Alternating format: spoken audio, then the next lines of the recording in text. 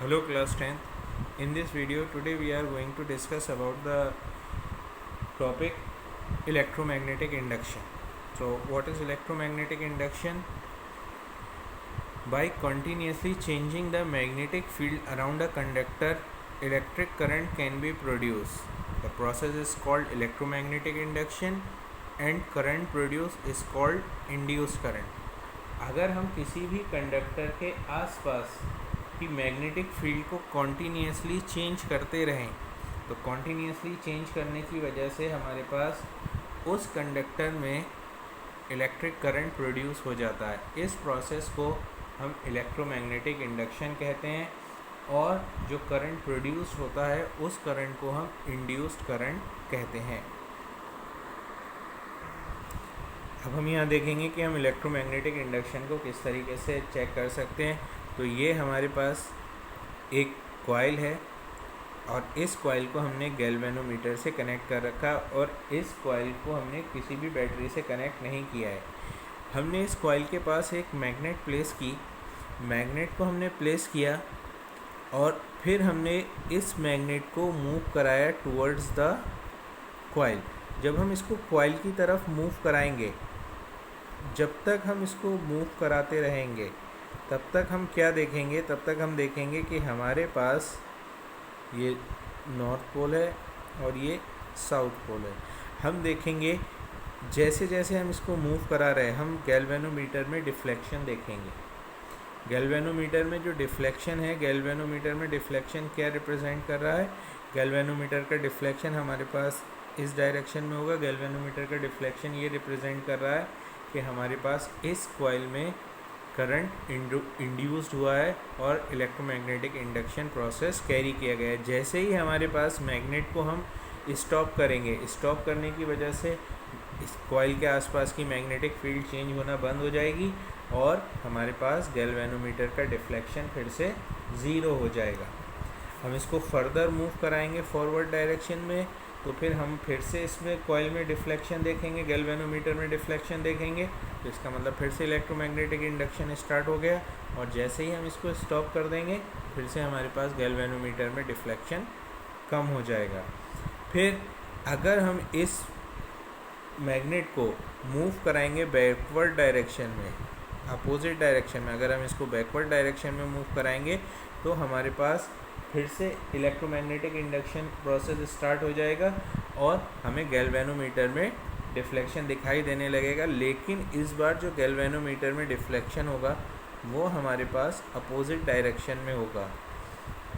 तो इसका मतलब हमारे पास मैग्नेटिक फील्ड का डायरेक्शन जैसे जैसे चेंज हो रहा है वैसे वैसे हमारे पास करंट का डायरेक्शन भी चेंज होगा। इस प्रोसेस के थ्रू हमें क्या पता चलता है? इस प्रोसेस के थ्रू हम इलेक्ट्रोमैग्नेटिक इंडक्शन के प्रोसेस को हम आराम से समझ सकते हैं। इस एक्टिविटी के थ्रू हमारे पास एक नेक्स्ट एक्टिविटी है कि हमने एक कॉइल ली है, उसको कंडक्टर कॉइल है, उसको हमने गैल्वेनोमीटर से कनेक्ट किया। उसके बराबर में हमने एक और कॉइल लिया और उस कॉइल को हमने बैटरी से कनेक्ट किया है। जैसे ही हम यहाँ स्विच ऑन करेंगे, स्विच ऑन करते ही हमारे पास गैल्वेनोमीटर में हमें डिफ्लेक्शन दिखाई देगा। ये डिफ्लेक्शन किस वजह से हुआ? क्योंकि हमारे पास स्विच ऑन करते ही ये coil as a electromagnet work करने लगी और इलेक्ट्रोमैग्नेट वर्क करने की वजह से इसकी मैग्नेटिक फील्ड बनेगी। इसकी मैग्नेटिक फील्ड बनेगी तो कॉइल के आसपास की या कंडक्टर के आसपास की मैग्नेटिक फील्ड चेंज होगी, जिसकी वजह से हमारे पास इस कंडक्टर में इलेक्ट्रोमैग्नेटिक इंडक्शन प्रोसेस स्टार्ट हो जाएगा। लेकिन ये प्रोसेस तब तक ही रहेगा जब तक हमारे पास इस कॉइल में मैक्सिमम करंट नहीं पहुंच जाता। और जैसे ही मैक्सिमम करंट पहुंच जाएगा मींस हमारे पास जो इसकी मैग्नेटिक फील्ड है वो कांस्टेंट हो जाएगी, तो हमारे पास गैल्वेनोमीटर में डिफ्लेक्शन बंद हो जाएगा। और फिर हम इसको जैसे ही स्विच ऑफ करेंगे तो फिर से हमें डिफ्लेक्शन दिखाई देगा। स्विच ऑफ करने पे डिफ्लेक्शन क्यों दिखाई देगा? क्योंकि फिर से मैग्नेटिक फील्ड चेंज हुई और ये जब तक पूरी तरीके से सर्किट स्विच ऑफ नहीं हो जाएगा तब तक हमारे पास सेकंड कॉइल में डिफ्लेक्शन या कंडक्टर में हमें डिफ्लेक्शन दिखाई देता रहेगा। तो इन दोनों प्रोसेस से हमने फिर से ये समझा कि इलेक्ट्रोमैग्नेटिक इंडक्शन प्रोसेस किसी भी कंडक्टर में सिर्फ तब तक कैरी आउट होता है जब तक उसके आसपास की मैग्नेटिक फील्ड चेंज होती है। जैसे ही मैग्नेटिक फील्ड कांस्टेंट हो जाती है हमारे पास इलेक्ट्रोमैग्नेटिक इंडक्शन का प्रोसेस ज़ीरो हो जाता है या बंद हो जाता है। Now next what is galvanometer. Galvanometer हमारे पास एक डिवाइस है, a low resistance device used to detect even very small amount of current along with direction। ये हमें बहुत स्मॉल अमाउंट ऑफ करंट के बारे में भी बता देता है, साथ साथ उसके डायरेक्शन के बारे में भी हमें इंडिकेट कर देता है। इस डिवाइस को हम गैल्वेनोमीटर कहते हैं।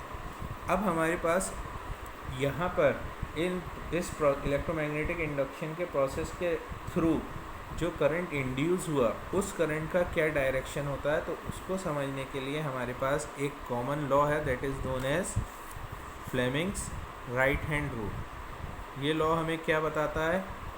ये लॉ हमें बताता है कि direction of the induce current can be identified by Fleming's right hand rule. If thumb, forefinger and middle finger of right hand are held perpendicular to each other, then thumb represents the direction of the motion of force, forefinger points the direction of the magnetic field, and middle finger points the direction of the induced current।